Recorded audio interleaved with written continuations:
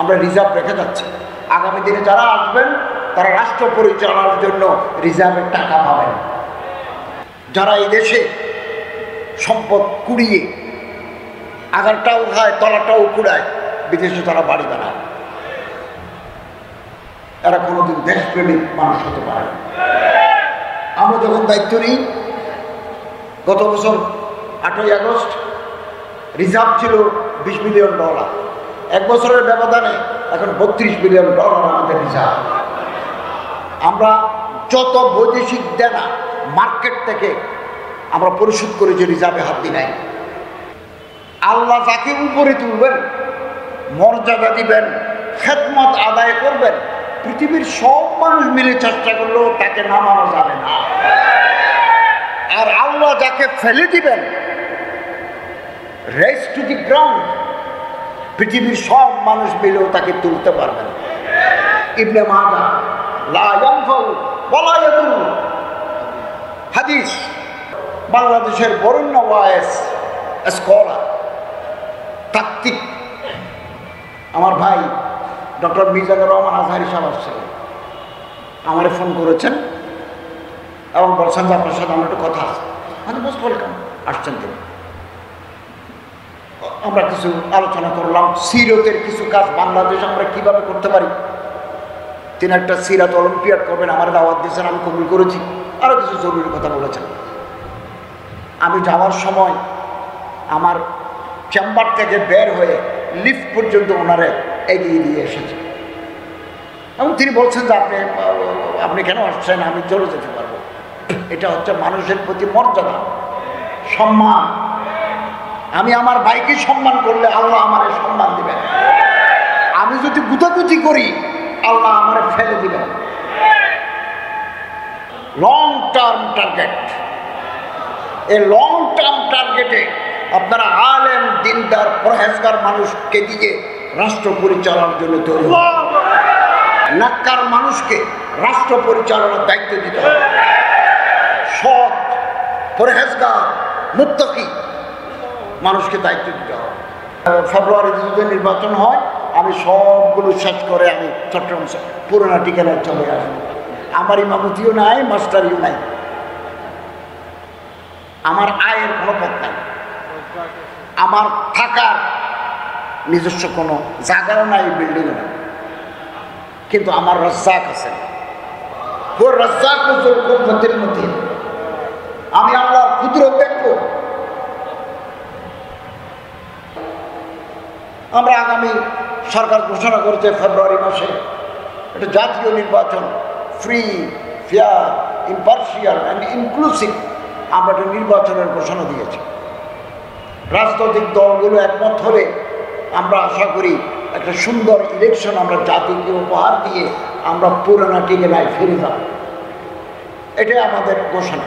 এবং আমাদের chief adviser মহোদয় বলে দিয়েছেন, আগামীতে যারা রাষ্ট্র সরকার গঠন করবে তিনি কোনো পদ গ্রহণ করবেন না, পদ নেবেন না, ঘোষণা দিয়েছেন। অল্প সময় হাতে আছে। আমরা যারা রসুলের উম্মত, আল্লাহ রসুলকে মহব্বত করি, হযরতের আদর্শকে আমরা লালন করি, এই দেশে, এই দেশ সিরাতে রসুলের আলোকে পরিচালিত হোক এটা চাই। আমাদেরকে কাছাকাছি আসতে হবে। সুযোগ বারবার আসে না। সুযোগ হাতছাড়া হয়ে গেলে বিলাপ করা ছাড়া আর কোনো পথ থাকবে না। একটা পোলারাইজেশন ইজ গোয়িং অন, চলছে। কাছাকাছি আসে, কাছাকাছি আসে। আমি ধর্ম উপদেষ্টা হিসেবে, ধর্ম মন্ত্রণালয়ের দায়িত্বের হিসাবে আমি দেওবন্দি, বেরলভি, বাইতুল শরফ, সরসিনা, আহলে হাদিস সব জায়গায় যাচ্ছে। শুধু তাই নয়, আমার মন্ত্রণালয়ের অধীনে হিন্দু, বৌদ্ধ, খ্রিস্টান ট্রাস্ট আছে, ওখানেও যাই। হিন্দু, বৌদ্ধ কল্যাণ ট্রাস্ট আছে, আমি চেয়ারম্যান, পদাধিকার বলে ওখানেও আমরা কাজ করি। এই দেশ সাম্প্রদায়িক সম্প্রীতির দেশ। বাইরে নানা মিথ্যা প্রপাগান্ডা চালাচ্ছে, এখানে অন্যান্য ধর্মের লোকেরা ধর্মকর্ম পালন করতে পারে না, এ জাতীয় কথা বিভিন্ন পত্র পত্রিকায় আন্তর্জাতিক মিডিয়ায় প্রচার হচ্ছে। এটা অসত্য তথ্য। জাতিসংঘ থেকে প্রতিনিধি দল আসছেন, আমি ক্যাটেগরিক্যালি তাদেরকে বলেছি যে আপনি যান, please go to the churches, to the mandaps, আপনি এখনই যান। প্রতিটি মণ্ডপ, মন্দির, প্যাগোডা, চার্চেস, মসজিদে যার যার ধর্ম সেটা পালন করছে, কোনো বাধা নেই। এখানে আগে থেকে একটা টলারেন্স, মিউচুয়াল আন্ডারস্ট্যান্ডিং, পারস্পরিক মহাব্বত, পারস্পরিক ভালোবাসার একটা পরিবেশ তৈরি করছে। কিছু দুর্বৃত্ত আমাদের এই সম্পর্ককে বিনষ্ট করে ঘোলা পানিতে মাছ শিকার করতে চায়। আমাদেরকে সচেতন থাকতে হবে। ঐক্যবদ্ধ শক্তি, ঐক্যই শক্তি, শক্তিই শান্তি। হুজুর আকরাম সাল্লাল্লাহু আলাইহি ওয়াসাল্লাম বলেন, দুনিয়ার সমস্ত মুসলমান এক শরীরের মতো, কাজাসাদিল ওয়াহিদিন কারজুলিন ওয়াহিদিন, এক দেহের মতো। ইস্তাকা আইন ইস্তাকা রাসু, ইস্তাকা রাসু ইস্তাকা কুল্লু। পায়ে যদি গুতা খায় চোখ দিয়ে পানি আসে। পৃথিবীর কোন প্রান্তে যদি কোনো মুসলমান বিপদগ্রস্ত হয়, আকবর কিল্লার মানুষের চোখে পানি আসে। এটাই ওয়াহদাতে উম্মাত, এটা উখুওয়াত, it is a Muslim fraternity. এটা আমাদের বহাল রাখতে হবে। আমি বারবার বলি, সারা জীবন বলেছি, আপনি এক মাদ্রাসার ফাজেল, আমি আরেক মাদ্রাসা। আপনি এক পীর সাহেবের মুরিদ, আমি আরেক পীর সাহেবের মুরিদ। আপনি জিকির বড় করে করেন, আমি জিকির ছোট করে করি। আমার টুপি এরকম, আপনার টুপি আরেক রকম। থাক না এই সামান্য টুকটাক, এগুলো থাক না। বৃহত্তর পরিসরে আমরা এক এবং অভিন্ন। বৃহত্তর স্বার্থে, কওম, মিল্লাত, জাতির স্বার্থে আমাদের কোনো ভেদাভেদ নেই। আসুন আমরা অন্তরকে বড় করি, আমাদের অন্তর ছোট। জহিরুদ্দিন মোহাম্মদ বাবর, মুঘল সম্রাট, তার একটা বই আছে বাবুর নামা, দি অটোগ্রাফি অফ বাবর। ওখানে তিনি লিখেছেন, ভারতের জনগণ, আমরাও এক সময় বৃহত্তর ভারতের অংশ। ভারতের জনগণের অন্তর ছোট। There is no room in their heart to accommodate others. বুকের ভিতরে নিজের দলের লোক ছাড়া অন্য দলের লোকদেরকে জায়গা দেওয়ার মতো স্পেস তাদের হৃদয়ে নাই। We are chicken hearted, মুরগির বাচ্চার মতো প্রাণ। ছোট লোক দিয়ে বড় কাজ হয় না, বড় মনের লোক দ্বারাই বড় কাজ হয়। এবং ফুলের প্রতি ভারতের জনগণের মহব্বত নাই। তাদের ঘরের দুয়ারে, তাদের বাড়ির আঙ্গিনায় ফুলের গাছ নাই, আবিষ্কারের নেশা নাই। কি রবদরা কথা! ভাই বেরাদর, চাচা, জ্যাঠা, ভাইজি, ভাইফুট নিয়ে এক পাতিলে রান্না করে খেলে কি অনাবিল আনন্দ পাওয়া যায়, ভারতের জনগণ তা জানে না। আমরা আলাদা হোক না, আলাদা থাকলেও ইত্তেফাক মাল ইখতিলাফ, একতরফ থাকবে, তারপর আমরা এক এবং অভিন্ন।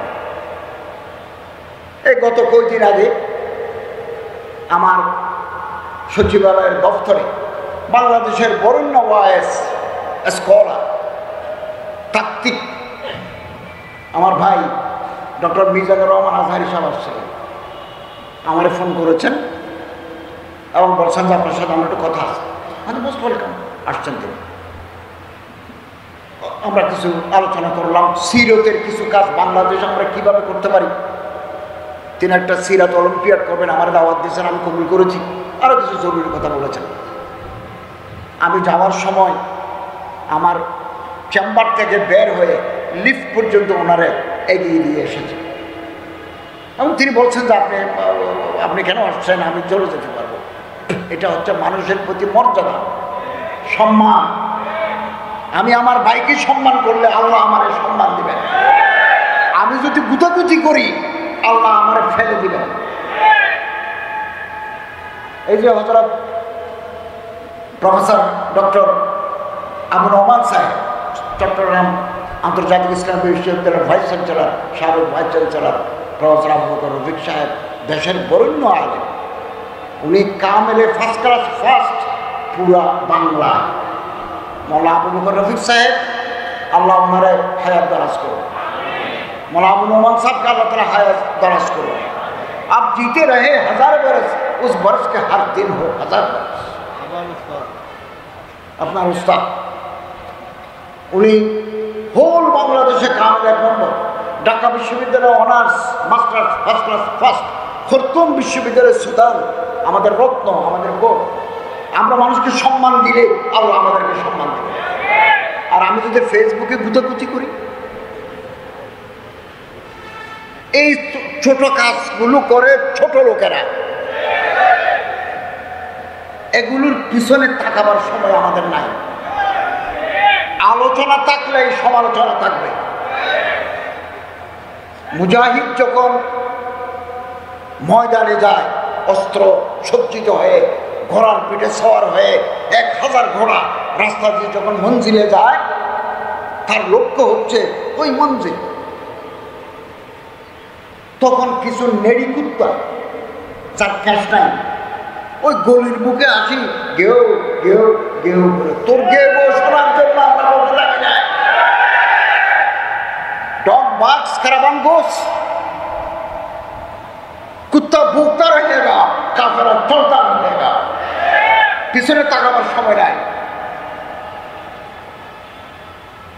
মনে করেন কেউ শয়তানি করে, এটা ডিম ছুরি দিল এখানে স্টেজে, তো ডিম ছুড়লে কি এই যে আন্দোলন, আহলে সুন্নাত ওয়াল জামাতের আন্দোলন 1 সেকেন্ডের জন্য বন্ধ হবে না। বাধা আসবে, বিপত্তি আসবে, হামলা হবে, প্রস্তুত থাকতে হবে। ये बात मुखालिफ से न घबरा आयो काप, ये तो चलती है तुझे ऊंचा उड़ाने के लिए। আমি মনে করেন 2টা অনুষ্ঠান করে এখানে এসেছি, একটু পরে আমি চলে যাব ঢাকা। এবারেই প্রথম আমি আলহামদুলিল্লাহ বাংলাদেশ সরকারের পক্ষ থেকে ইসলামাবাদে ইন্টারন্যাশনাল সিরাত কনফারেন্সে বক্তব্য রাখবো।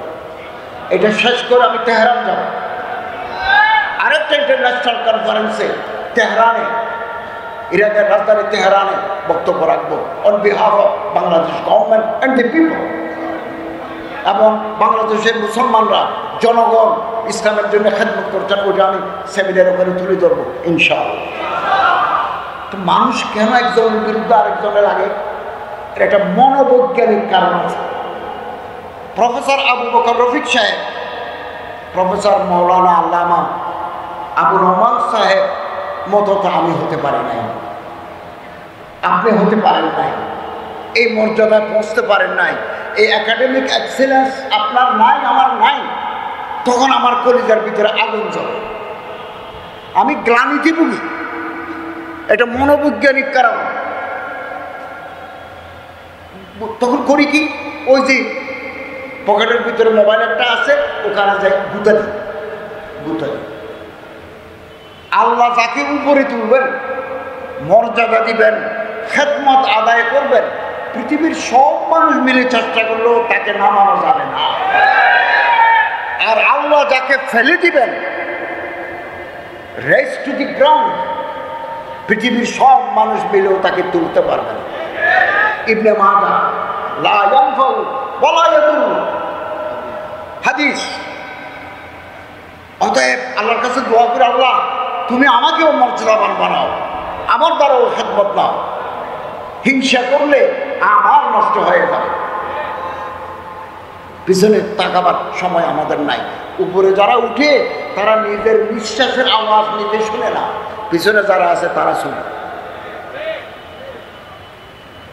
আমাদের অন্তর বড় করি, দৃষ্টিভঙ্গি প্রসারিত করি, হোক না আপনি একদল আমি একদল, কিন্তু ময়দানে রাজপথে আমাদের দেখা হবে। কেন আমরা তো ছোট, কেন আমরা বড় হতে পারি না? আল্লামা ইকবাল রহমতুল্লাহ আলাইহি বলেন, মঞ্জিল সে আগে বড়কর মঞ্জিল তালাশ কর। মনে করো আমি চট্টগ্রাম ইউনিভার্সিটির ছাত্র, আপনি চট্টগ্রাম বিশ্ববিদ্যালয়ের ছাত্র, মাস্টার্স করে আপনি পিএইচডি করবেন লন্ডন ইউনিভার্সিটিতে, ফ্র্যাঙ্কফুর্টে করবেন জার্মানিতে, খরতুমে করবেন, আরও মঞ্জিল আছে। मंजिल से आगे बढ़कर मंजिल तलाश कर, मिल जाए तुझे दरिया तो समंदर तलाश कर।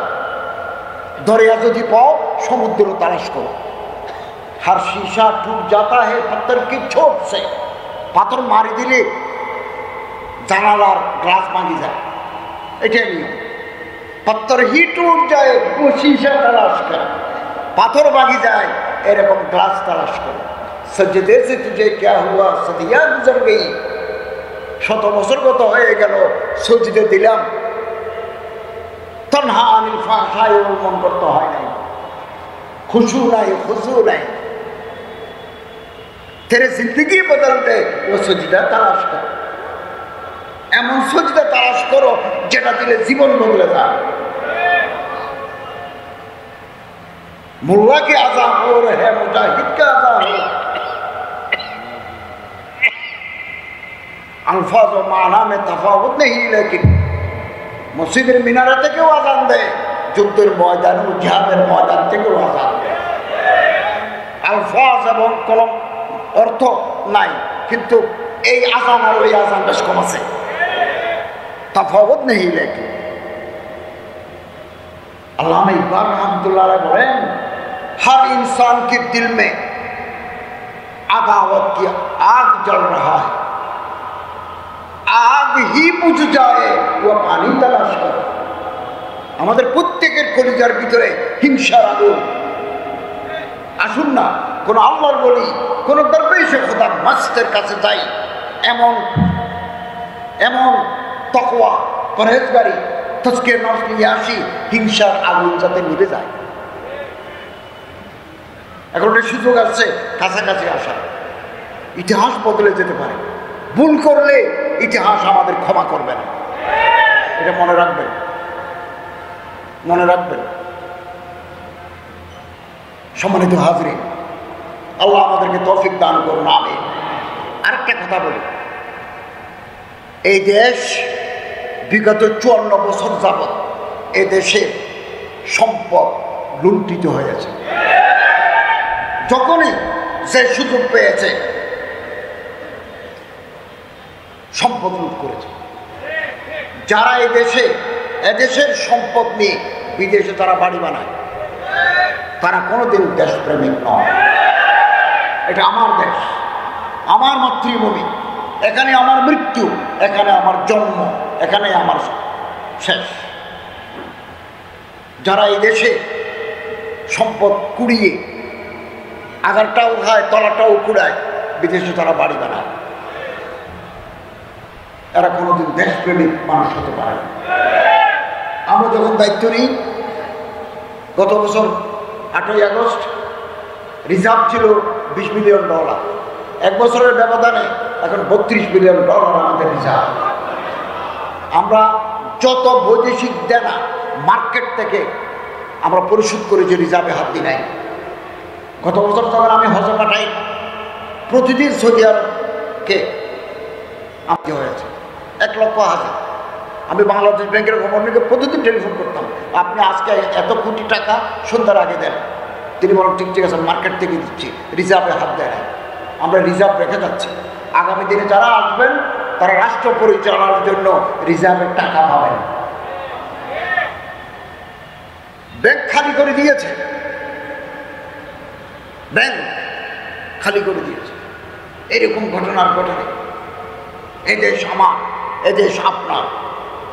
54 বছরে যারা এই দেশকে তিলে তিলে গড়ে তুলেছে, আমরা তাদের প্রতি শ্রদ্ধা জানাই। বহু নেককার পরেশকার মানুষরা দেশে আছে, আমরা কেন ভালো হতে পারলাম না? আমরা কেন চোর, কেন চুরি করি? সব জায়গায় চুরি করা একটা টাকা মেরে দেওয়া একটা রেওয়াজ চালু হয়েছে।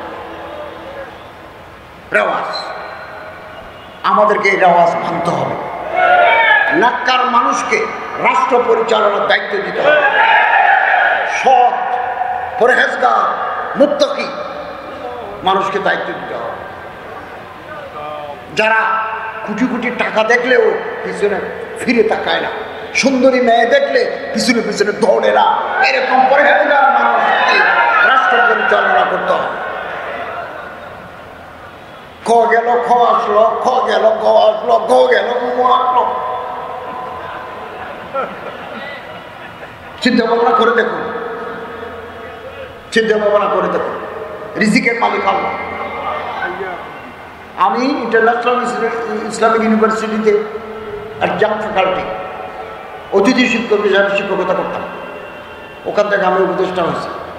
এরপর আমি 26 বছর অমরগড়ি কলেজে করেছি, শিক্ষকতা করেছি। খালি শহর একটা মসজিদে জমা পড়ে থাকে, ওয়াজ করতাম। এখন ফেব্রুয়ারিতে যদি নির্বাচন হয়, আমি সবগুলো শেষ করে আমি চট্টগ্রাম পুরোনো ঠিকানায় চলে আসবো। আমার ইমামতিও নাই, মাস্টারিও নাই, আমার আয়ের কোনো পথ নাই, আমার থাকার নিজস্ব কোনো জায়গাও নাই, বিল্ডিংও নাই, কিন্তু আমার রাজ্জাক আছে। ও রাজ্জাক কুদরতের মধ্যে আমি আল্লাহর কুদরত দেখবো, কুদরত দেখার অপেক্ষায় আছে।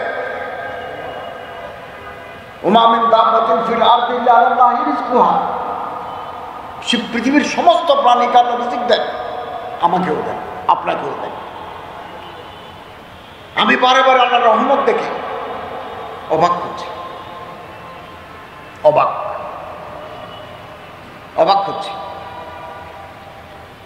এই যে সমুদ্র, মহাসমুদ্র, মাছ আছে, এই মাছের তো ব্যাংক ব্যালেন্স নাই, মাছের তো জমিন নাই, মাছের তো ডিপিএস নাই। আকাশে কুটি কুটি পাখি সকালবেলা বের হয়, পেট ভরে ঢুকে, তার তো কোনো জমিন নেই, তারে আল্লাহ রিজিক দেন।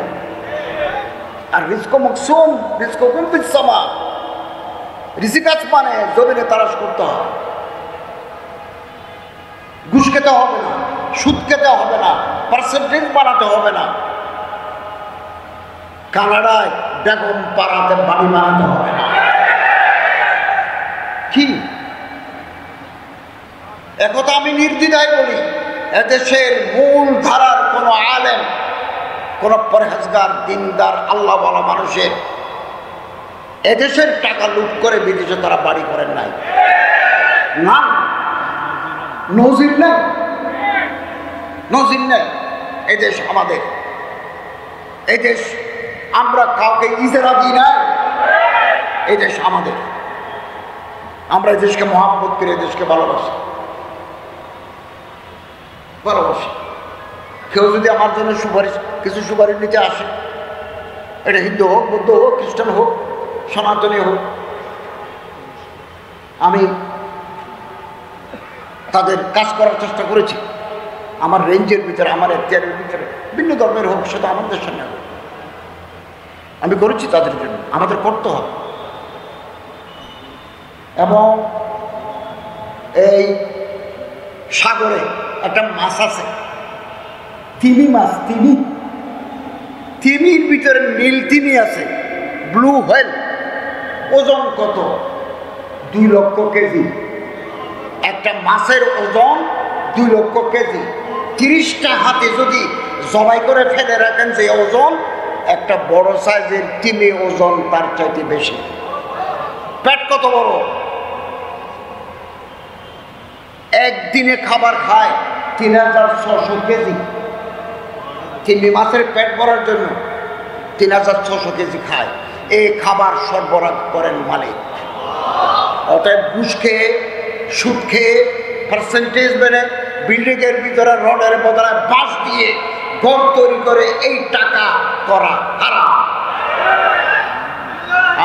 আমরা আল্লাহ তাআলা রিজিকের দিকে চাই। আমার চাইতে, আপনার চাইতে, আপনার ছেলেদের কপাল আরো উন্নত, আরো উন্নত হতো। আমি নিজের চোখে দেখেছি, বাবা 2 বেলা ভাত খেতে কষ্ট পেয়েছেন। 2 বেলা ভাতের জন্য ওনার কষ্ট চোখে দেখেছি। ওনার ছেলের জমানায় দেখি 5 তলা বিল্ডিং। বাংলাদেশের একজন নাম করালো, আপনারা নাম বলে চিনবেন, ওনার ছেলে মেয়েরা আমার সাথে দেখা করতে আসবেন, আমি অ্যাপয়েন্টমেন্ট দিয়েছি। আমরা যখন ইউনিভার্সিটিতে পড়তাম ওনার বাসায় বেড়াতে যেতাম, অনেক বড় ধনী লোক, এখন উনি আমার কাছে কিছু সহায়তা চাইতে আসতেছেন।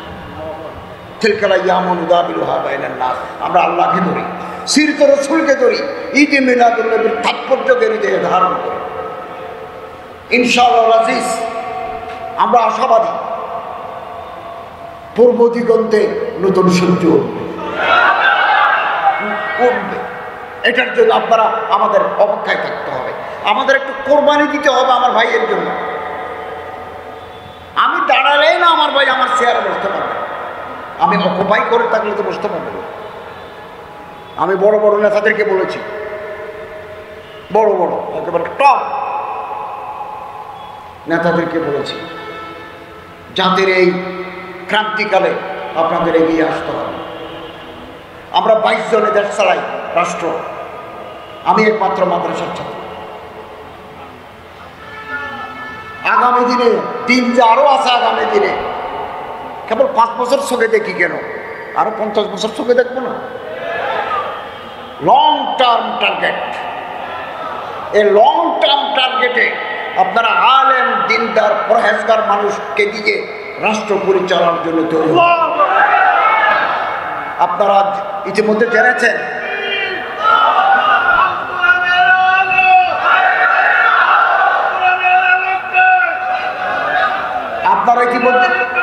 আপনারা ইতিমধ্যে জেনেছেন হজের ব্যবস্থাপনায় মাননীয় প্রধান উপদেষ্টার নির্দেশক্রমে আমার মন্ত্রণালয়ের হোল টিম আমরা রাত দিন কাজ করে একটা সুন্দর হজ উপহার দিতে পেরেছি।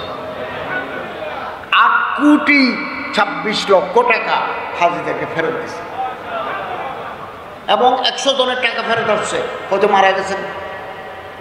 আমরা আবার তাদেরকে ডেকে তাদের হাতে ক্রস চেক দিয়েছি। এই টাকাগুলো 900 করার সুযোগ ছিল, হাজি সাহেব তো জানেনও না। ওনার টাকা যে আমরা সারপ্লাস রেখেছি, বাড়ি ভাড়া কম, ফেসিলিটিস বেশি, এখানে টাকা রেখেছি ওয়াকফ। আমি কালকেও ডিসি মহোদয়ের ওখানে সার্কিট হাউসে এই আমাদের বড় বড় মাজার আছে, এখানে মাজার আছে, এই যে চন্দনপুরা মসজিদ, তারপরে গরিবুল্লাহ শাহ, মহসিন আউলিয়া, বাইজিদ বুস্তামি। হাতে তো সময় নাই, একটু কাজ করে যেতে পারতাম। বাইজিদ বুস্তামি ডাকলাম, সারা বছরে কত আসে বলবো, অল্প কেন, বাকি টাকা কোথায় যায়, কোথায় যায়? চেষ্টা করবো। ডিসি মহোদয়কে বলেছি, আমার প্রশাসকও আসছেন, আমাদের হাতে যত সময় আছে দেখি না ওই টাকা থেকে গরিব, বিধবা, বিপত্নিক, ছাত্র, ক্যান্সারের রুগীকে কিছু সাহায্য করা যায় কিনা। আমি আপনারা জানেন কিশোরগঞ্জের পাগলা মসজিদে গেছি, এটা আমার মন্ত্রণালয়ের অধীনে। 90 কোটি টাকা ফান্ডে জমা আছে, জেলা প্রশাসক বলেছেন 90 কোটি টাকা জমা আছে, ওখানে কোনো মাজার নাই। এই একবারে 12টা বাক্স আছে, বাক্স খুললে 8-9 কোটি টাকা হয়।